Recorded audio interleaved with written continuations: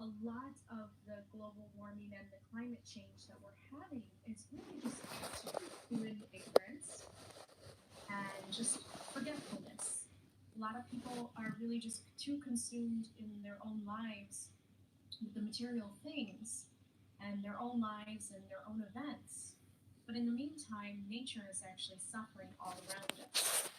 And when nature suffers, we actually do. We are very much connected in that way. So the UN has been continuously putting out reports to kind of, drive home the idea that we need to change and do something. So I wanted to take a moment to read some of the highlights of the UN report to you and just get it out there more in a different way. And then also discuss some of the ways that I have been reducing some of my consumerism and trying to leave less of a carbon imprint on this planet. And some of the suggestions and the tips that I have for each of us, because it really comes down to us as individuals. We have a lot of power within our individual self, and sometimes we think that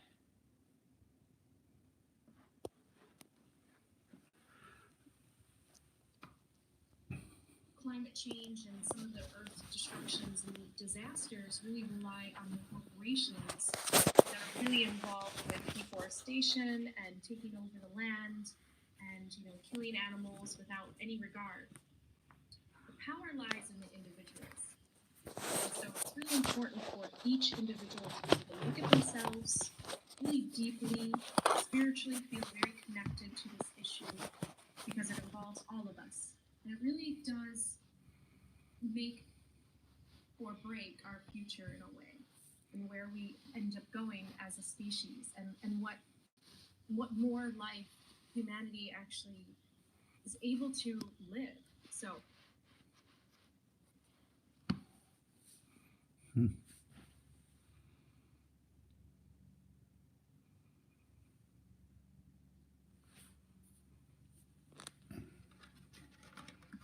the screen share, sorry about that. I'm gonna be patient a little bit here because I haven't done this in a while. Okay, hopefully you can see that screen now. If you want to follow along, you can always go to this website and you can see the UN report. And basically, what I really love here is I highly recommend every human being on the planet. I mean, it'd be wonderful if everybody can see this video right now and can, really be aware of the UN reports. But if you have not, please take a look at the UN and all of their concerns about the environment and what they have been doing. There are 17 goals that they have, and you can click on them and you can read about each goal. So this really helps with a lot of fear that individuals have, because there's a lot of well-meaning people out there in the world, but they just don't want to look at the environmental change and the destruction that's going on. But this is in a way of empowering people to actually look at the goals and see what can they individually contribute to each of these goals.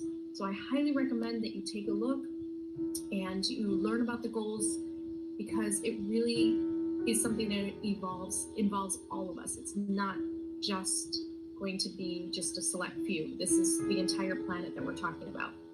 So this just was released yesterday, May 6th, in Paris. And it says here, current global response insufficient. Transformative changes needed to restore and protect nature. Opposition from vested interests can be overcome for public good. Most comprehensive assessment of its kind. 1 million species threatened with extinction.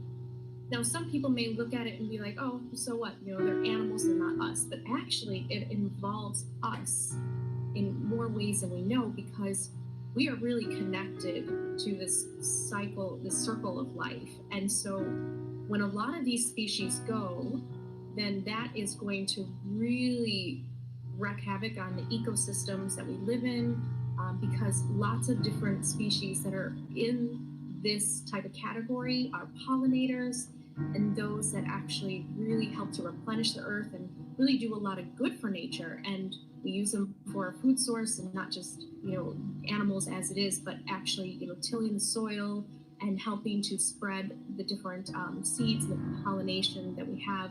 So this is really important to look at because we don't want just animals to start dying, because we truly cannot live on this planet as just humans alone. We're a connected group. The animals and the humans are connected in many ways, and that's why you share a DNA. You know, the DNA strands within every human is very similar to all the animals. So it really is very imperative that we look at this. And it says here, nature is declining globally at rates unprecedented in human history. And the rate of species extinction is accelerating with grave impacts on people around the world, now likely warns a landmark new report from the Intergovernmental Science Policy Platform on Biodiversity and Ecosystem Services, the summary of which was approved at the 7th session of the IPBES plenary meeting last week. The overwhelming evidence of the IPBES global assessment from a wide range of different fields of knowledge presents an ominous picture, said the IPBES chair, Sir Robert Watson. The health of ecosystems on which we and all other species depend is deteriorating more rapidly than ever. We are eroding the very foundations of our economies, livelihoods, food security, health, and quality of life worldwide. Now, something to say about this is that, yes, nature has a way of balancing itself, and we have relied on that system for too long in a way, where humans have really stopped looking at nature or being part of nature and really have focused on their material life and kind of consuming and living their life, but really forgetting about the inorganic, the organic world around them. And the problem with that is that it has corrupted nature. And so why we are experiencing this acceleration is really just human ignorance. The intelligence, the technology, and all of that is expanding. But at the same time, our awareness of nature is declining. And so that is really a concern because, I mean, I see it all the time in my neighborhood. People just throw their trash on the ground. That's just a daily example of the type of ignorance that still is around in this world. And we have to get to a point where every single citizen of this planet is held responsible, not by law. You know, we don't want to get it into that area, but we want people to feel responsible, personally responsible for what they can each do to help this situation of nature. Because I do not think that this is a natural type of progression of eliminating the human species, but this is really just a cause and effect, and it's a consequence of some of the mentality that has existed in humanity for quite a while, ever since they really stopped living in kind of tribal communities and living off the land, getting into the industrial period and moving away from the land has really disconnected humans from nature. So it's really important. It's imperative that every single soul really thinks individually about what they can each do right now in their life, how they are a part of this world, and what they can each do to contribute to a healing of Earth. We can't really rely on just certain souls to help anymore. And that really has been the thing. People have kind of relied on the Green Party and the UN, environmental protections agencies and things like that to take care of this. But we're at a crossroad now where everyone is being called, whether you want to call it by God or by pure spirit, the consciousness of this universe, us, our collective mind, is giving us a big wake-up call that there is something that we really need to look at together. And I believe that this might give us a problem and an issue to look at and to solve together. And this may be the key to actually really bringing in the new earth and the new way of living with one another. that really will advance and accelerate human growth in a way that we haven't had. So this is key, and this is kind of what I've been feeling for a long time. So I wanted to speak about this, and I'm glad that the UN has put this report out, because this is something that I definitely want to take the time to speak about. The report tells us that it's not too late to make a difference, but only if we start now at every level from local to global. He said, through transformative change, nature can still be conserved, restored, and used sustainably. This is also key to meeting most other global goals. By transformative change, we need a fundamental system-wide reorganization across technological, economic, and social factors, including paradigms, goals, and values. The member states of IPBES plenary have now acknowledged that by its very nature, transformative change can expect opposition from those with interests vested in the status quo, but also that such opposition can be overcome for the broader public good, Watson said. So this is exactly what we are fighting, is we're fighting corporations and we're fighting individuals that really have just kind of money on the mind and how they can produce more things that the consumers are going to buy. This is what we're up against, is this mindset of materialism. So if each individual that's not connected to these corporations actually change their mindset and are no longer in a material mindset, but are really thinking more energetically and spiritually of how they're connected to nature, this can have really big impacts, because without the supply and demand, then those corporations that are polluting and are taking away from nature and not replenishing, well, they won't have power anymore. And so the power really lies in the individuals and in the masses that are the consumers. So this is why individually everybody must take a look, and I promise you I have some ideas for each of you to do, and what I have already started doing more of, and things that have really helped me. The IPBES Global Assessment Report on Biodiversity and Ecosystem Services is the most comprehensive ever completed. It is the first intergovernmental report of its kind and builds on the landmark Millennium Ecosystem Assessment of 2005, introducing innovative ways of evaluating evidence. Compiled by 145 expert authors from 50 countries over the past 3 years, with inputs from another 310 contributing authors, the report assesses changes over the past 5 decades, providing a comprehensive picture of the relationship between economic development pathways and their impacts on nature. It also offers a range of possible scenarios for the coming decades.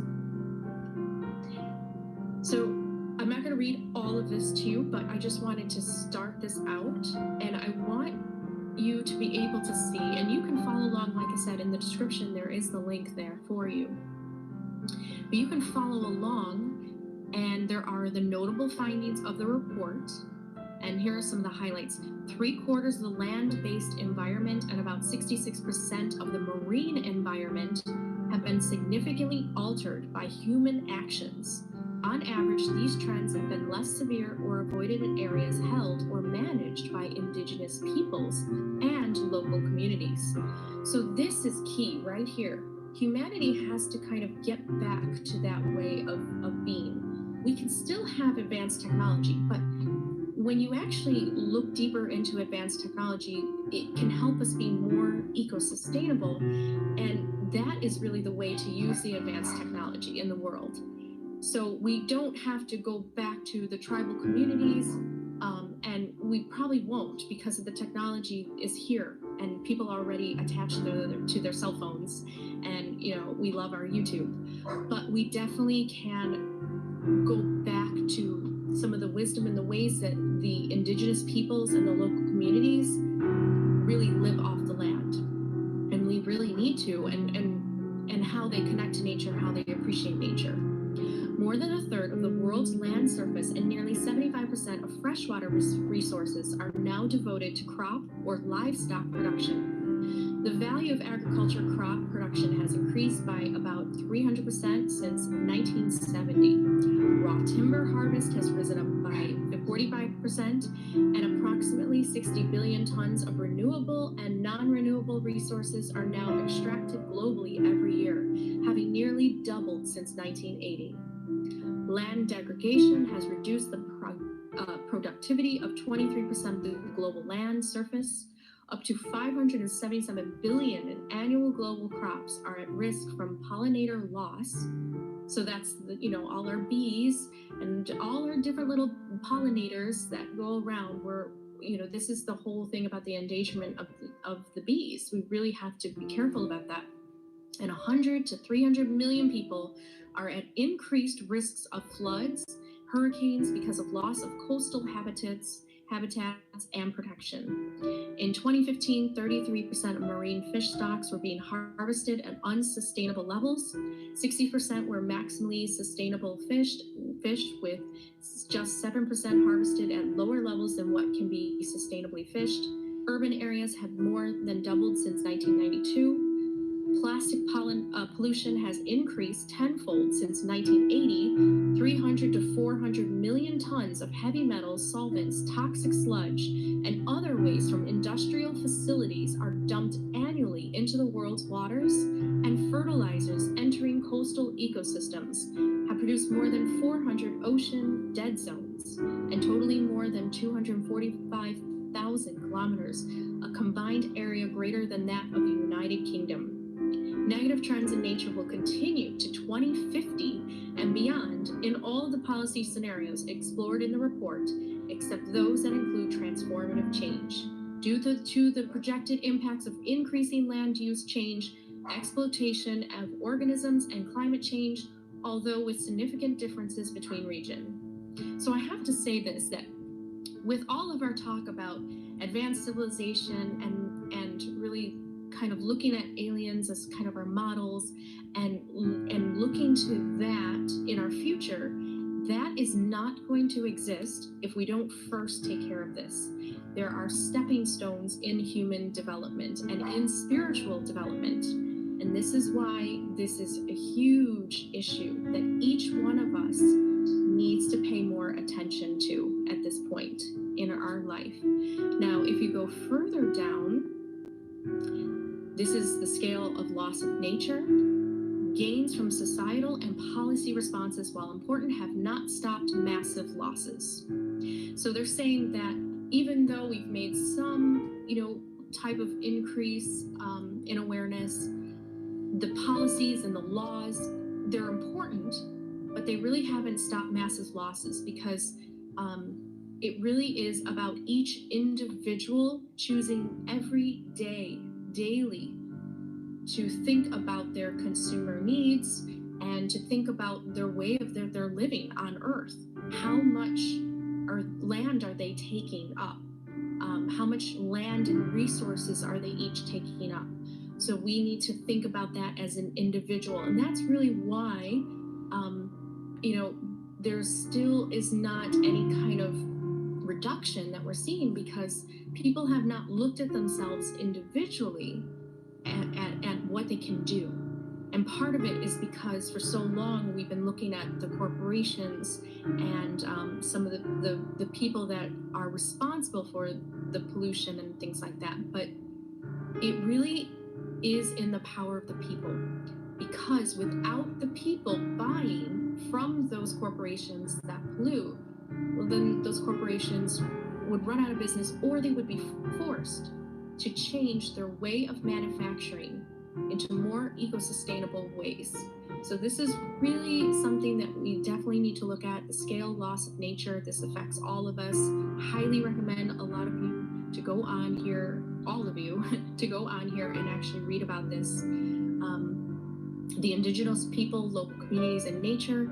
So this will give a little bit more clear understanding of how they're living and how it's different in comparison to the person that lives in normal society, urban or rural society, that is not really living off of the land, but is really more focused on consumerism and that kind of way of life. Global targets, policy scenarios. This is something that definitely is really helpful. The policy tools, options, and exemplary practices. Policy actions and societal initiatives are helping to raise awareness about the impact of consumption on nature, protecting local environments, promoting sustainable local economies, and restoring degraded areas. Together with initiatives at various levels, these have contributed to expanding and strengthening the current network of ecologically representative and well-connected protective area networks and other effective area-based conservation measures, the protection of watersheds, and incentives and sanctions to reduce pollution. The report presents an illustrative list of possible actions and pathways for achieving them across locations, systems, and scales, which will be most likely to support sustainability, taking an integrated approach. In agriculture, the report emphasizes, among others, promoting good agricultural and agrological practices, multifunctional landscape planning, which simultaneously provides food security, livelihood opportunities, maintenance of species and ecological functions, and cross-sectional integrated management. It also points to the importance of deeper engagement of all actors throughout the food system, including the producers, the public sector, civil society, and consumers, and more integrated landscape and watershed management, conservation of the diversity of genes, varieties, cultivars, breeds, land races, and species, as well as approaches that empower consumers and producers through market transparency, improved distribution and localization that revitalizes local economies, reforms supply chains, and reduced food waste. In marine systems, the report highlights, among other ecosystem-based approaches to fisheries management, spatial planning, effective quotas, marine protected areas, protecting and managing key marine biodiversity areas, reducing runoff pollution into oceans, and working closely with producers and consumers. In freshwater systems, policy options and actions include, among others, more inclusive water governance for collaborative water management and greater quality equity, better integration of water resource management and landscape planning across scales, promoting practices to reduce soil erosion, sedimentation, and pollution runoff, increasing water storage, promoting investment in water projects and clear sustainability criteria, as well as addressing the fragmentation of many freshwater policies. In urban areas, this is me. The report highlights, among others, promotion of nature-based solutions, increasing access to urban services, and a healthy urban environment for low-income communities. So this is great because we're starting to see this pop up a lot in Chicago, where you have a lot of schools are doing it actually, where they're having their own little farms and gardens, and they're actually inviting the neighborhood, homeless people, anybody can come and just eat from those gardens. It's a really great way of just getting the community involved and really feeding those that need it. Improving access to green spaces, sustainable production and consumption, and ecological connectivity within urban spaces, particularly with native species. So one of the things that was really nice was that Illinois passed a new law that is all about how restaurants basically cannot use plastic straws anymore. So, because that's one of the things that was being thrown out a lot. I think restaurants especially need to think about ways of how they're packaging their food, because that is probably the thing that really drives the most waste is our food consumption, but also the packaging of it. The wraps, the saran wraps, the plastic that it comes in, all of that cannot be in the recycling machines. It actually destroys the recycling machines. But paper, we have to get back to using just paper, but not paper that's actually used from cut down trees, but actually recycled paper that's already been taken from trash and then recycled and created into new paper. I mean, we really have to be more ingenious and creative in the restaurants, because that is probably the largest area of pollution for urban areas and probably all over the world. The takeout containers, just the way that food is packaged. So when you go to the grocery store and things like that, they're encouraging more and more, which is good to see, that you bring your own bags, and that, you know, they don't give out plastic bags anymore, or they actually tax you now on it, and you have to pay like a little fee to have a plastic bag. So it's really great to see that. I started using bags that are made from recyclable materials, and I'll get into that when I talk about some of the tips and things that I can give. So let's keep on going here. In urban areas, like I said, the consumption and ecological connectivity within urban spaces, particularly with native species. Across all examples, the report recognizes the importance of including different value systems and diverse interest views in formulating policies and actions. This includes the full and effective participation of Indigenous peoples and local communities in governance, the reform and development of incentive structures, and ensuring that biodiversity considerations are prioritized across all key sector planning. We have already seen the first stirrings of actions and initiatives for transformative change, such as innovative policies by many countries, local authorities, and businesses, but especially by young people worldwide, said Sir Robert Watson. From the young global shapers behind the Voice for the Planet movement to school strikes for climate, there is a groundswell of understanding that urgent action is needed if we are to secure anything approaching a sustainable future. The IPBES Global Assessment Report offers the best available expert evidence to help inform these decisions, policies, and actions, and provides a scientific basis for the biodiversity framework and new decadal targets for biodiversity to be decided in late 2020 in China under the auspices of the UN Conventions of Biological Diversity. Now it gives you the numbers, the key statistics and facts from the report. Definitely read about this. This is very, very interesting if you're a number person. And, you know, this is something, like I said, it involves all of us. And the UN has put this out here, and the UN has been trying to establish itself as, you know, kind of a world government, but not in the way that people might think, but in a way where it joins all nations together, and, you know, it really brings people together as global citizens, where there's not this nationalism and these borders around us that, you know, some countries and nations, they're better at recycling, they're better at reusing, they're better at reducing their waste now. You know, Scotland, Ireland, Switzerland, all of those European nations, they have been working really hard at doing that. And we can look to them as being the leaders of this movement. But we are no longer at a point where each nation can just really kind of focus on their own goals.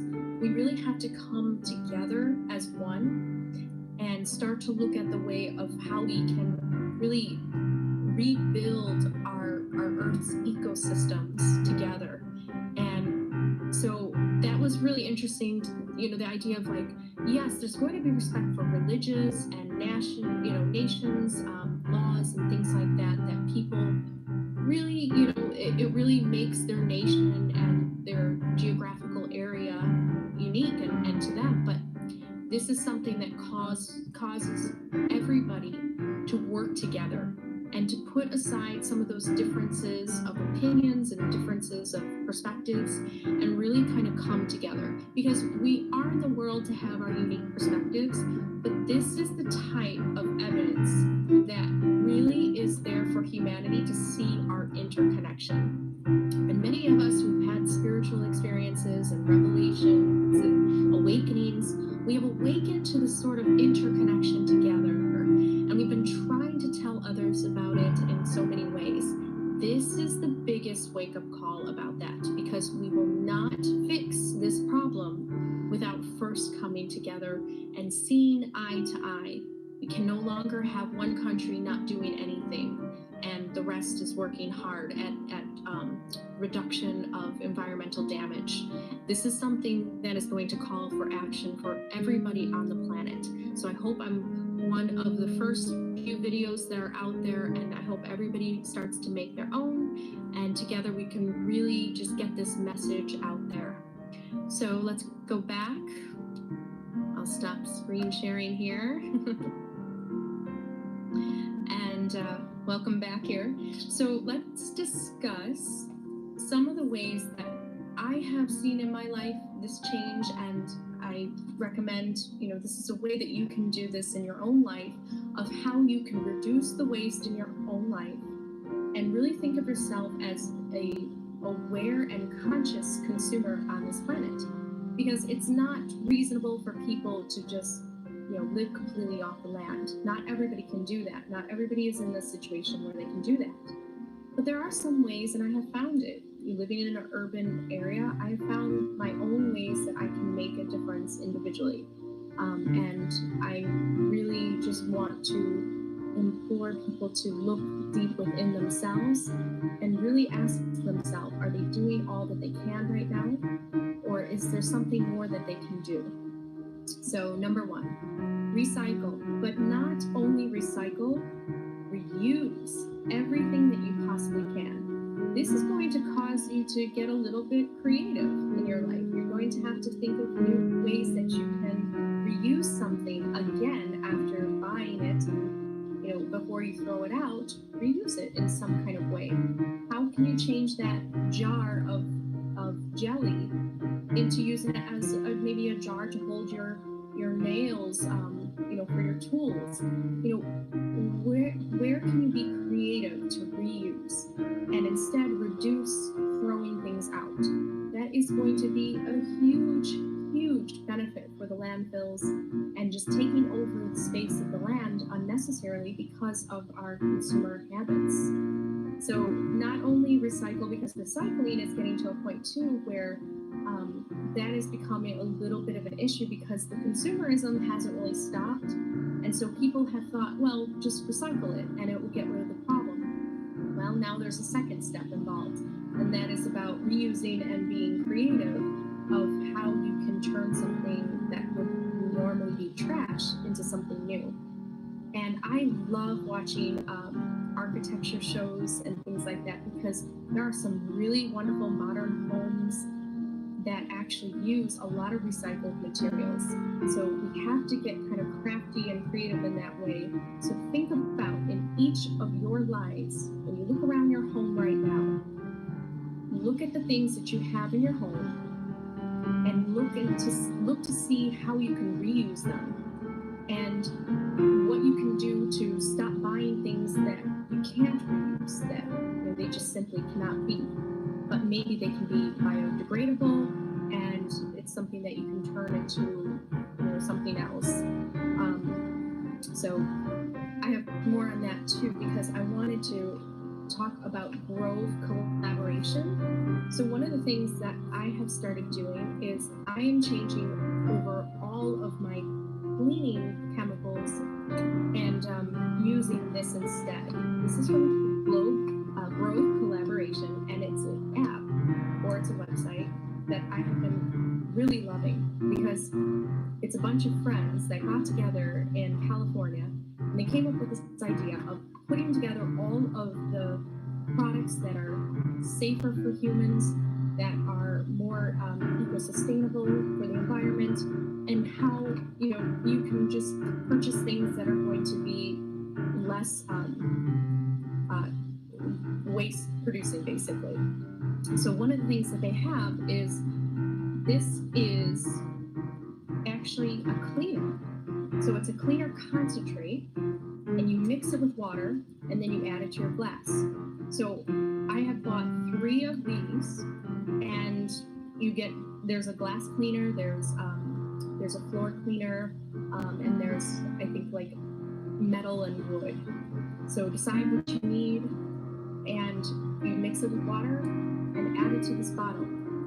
I will never have to again buy a plastic bottle and recycle it or throw it out. I'm not going to use it anymore. Also, if you don't want to buy something like this, well, then you can use vinegar. Vinegar has been something that people have been using for a long time for cleaning. So think about creative ways of how you can reduce the trash in your house. And I really love the idea of using these glass bottles because, it's a very nice, neat way of keeping everything more organized, but also just, it looks good, but it's also really helpful to the environment. I will never have to buy another Windex bottle. I already have all of my concentrate here, and look, it says please recycle. So it's in a recyclable package as well. So really wonderful website that really breaks down all the products that you can use that's really friendly for the nature. Number 2, grow your own gardens organically in your own yard to support the population increase and demand. So if you can, not everybody has this opportunity, but if you can, start to find ways of how you can just grow your own vegetables, grow your own fruit and vegetables, because this will lessen the demand in the farmers and the production of the fruits and the vegetables that are coming from the markets. And that is going to really help, because right now they don't have enough space or room sometimes to even grow as many crops that they need to feed all of the mouths.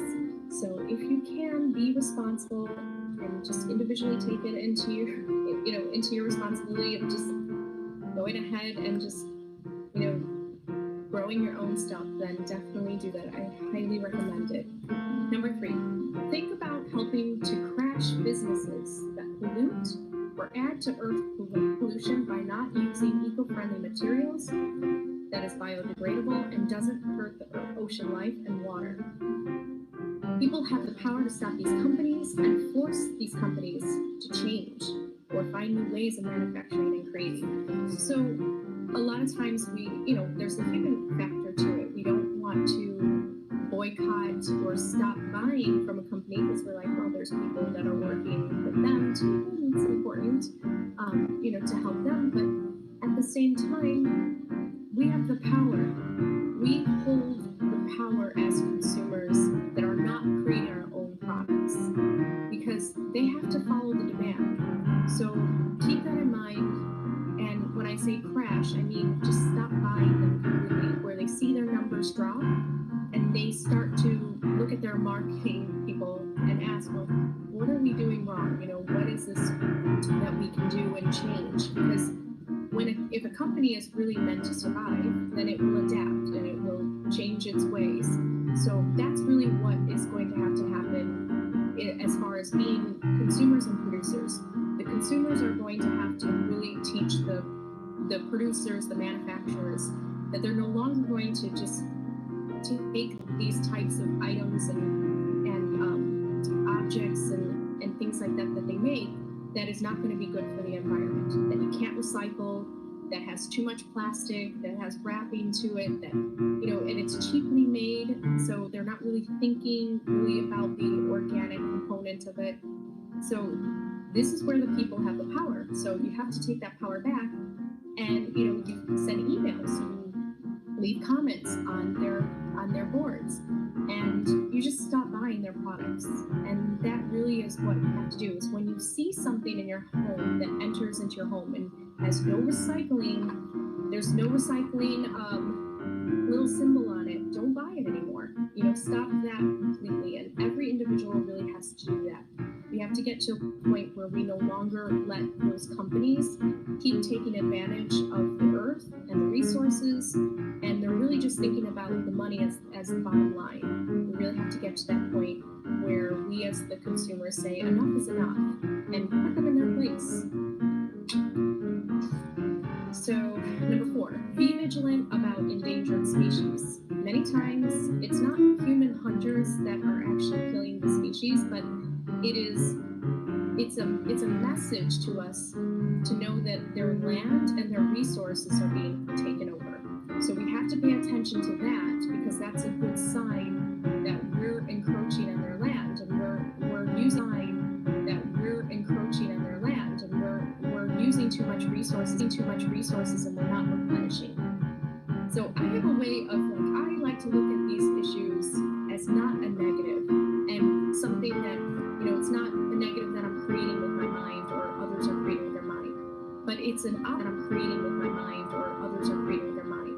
But it's an opportunity for us to use our minds together and to actually think of new ways, innovative ways. And I really feel that a lot of us have been born on Earth during this time period in order to do that, because this is a really different time.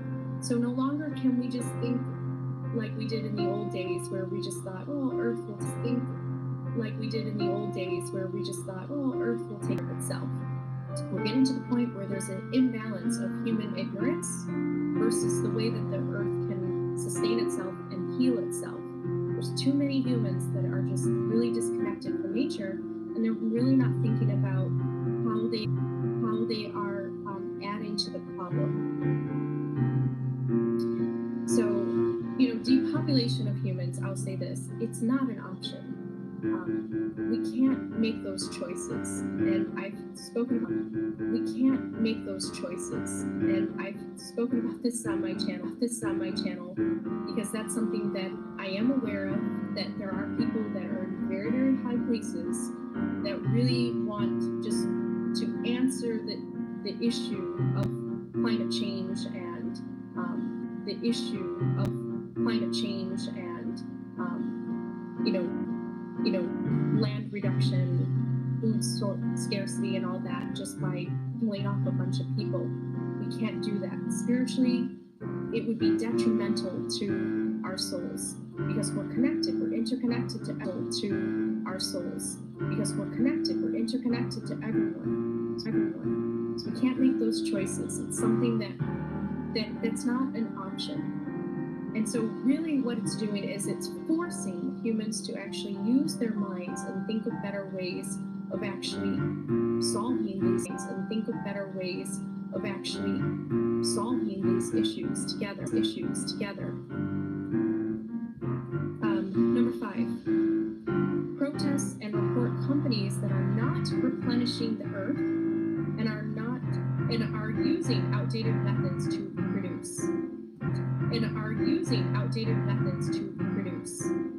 Be a whistleblower. There is so much power in those who are whistleblowers. Every single change that has happened really in the modern times has really been brought to awareness by whistleblowers.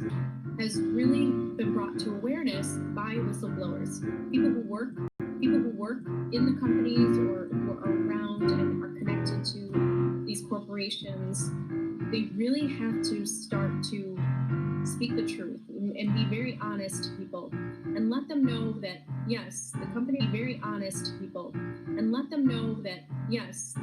work for is dumping their toxic chemicals in the river behind. This is something that's really imperative for each soul to do. And just know that it's a brave move, it's courageous, and you will be rewarded in many ways.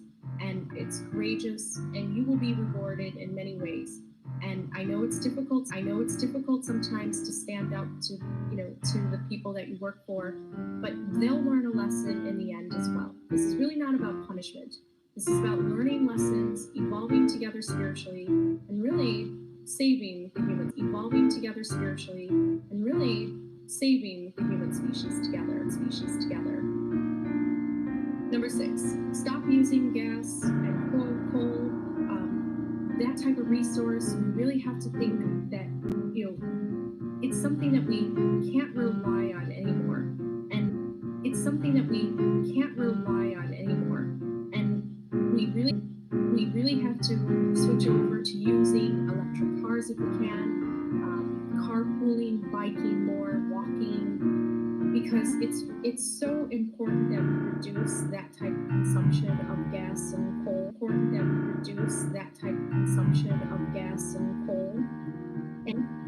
And really think of new ways to use energy. There's the hydrotherapy. There's all of these different ways of actually using energy that is really not using those types of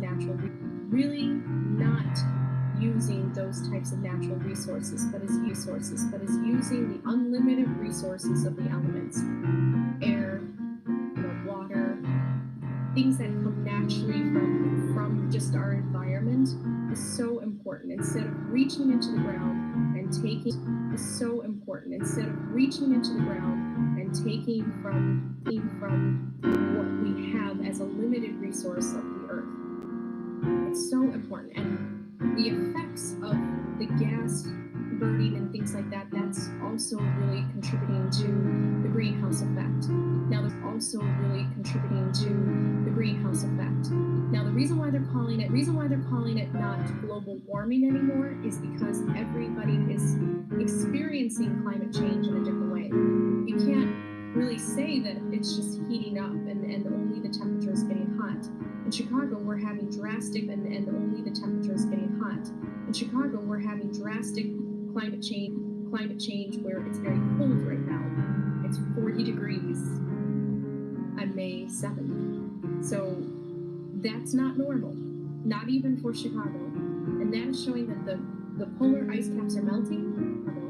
And that is showing that the polar ice caps are melting, and the Arctic wind is coming in, and that's what's blowing in that cold air as the oceans are cooling down, and the ice caps are actually melting into the ocean. It affects us each differently into the ocean. It affects us each differently by the geographical way that we're positioned on Earth.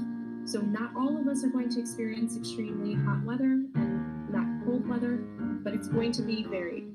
So really what climate change is all about is drastic climate change and weather change. So they're not calling it really global warming, but it is about warming, and then it causes climate change that will be experienced as not a warming, but as a freezing or as something else wherever you are, a freezing or as something else wherever you are. So that's really important because we really want to try to limit the effects of the greenhouse effect. 7. Limit the effects of the greenhouse effect. 7. Think about eating less meat and stopping the supply and demand for factories and the constant killing of animals. So not only is it wrong, to kill or harm another living thing for some people, it's also truly a way of looking at our sustainability. Our land usage is for factories is just it's becoming really hard to keep that going. And also the waste production that these factories actually create. We really have to look at that. And so when you become someone that eats less meat in your life and you really look to using the natural things that are around you, and you're not really then part of that system that is really just causing all of this destruction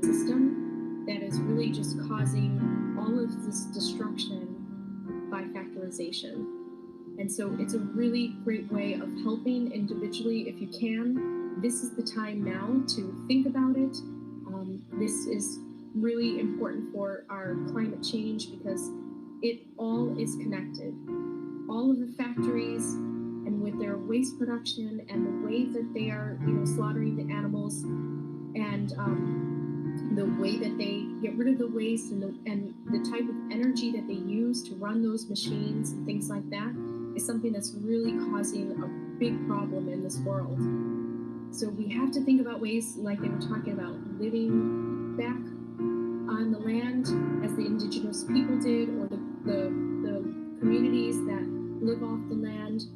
Think about ways you can. Most of those people will be vegetarians or vegans within those communities because they understand that, you can use maybe some products from animals, but you have to replenish and you have to give them the freedom. And we shouldn't be just constantly building on land these factories to usher them in kill them off. There's a moral problem with that a lot of people are coming to terms with, but there's also really something that's happening within our world as far as waste production and taking over the land and the resources. Number 8, think about this as something personal to you. I look at this nature climate change as part of a big reason why I was born. So people need to stop seeing the earth and animals as separate from themselves, but we're from the same tree of life, and you share the DNA with all the animals. So it's really something that I think every individual has to ask themselves. I would say that this is probably one of the biggest spiritual questions that we're all going to be coming up to within ourselves. What more can we do for the earth? What are we each contributing to the destruction of the earth?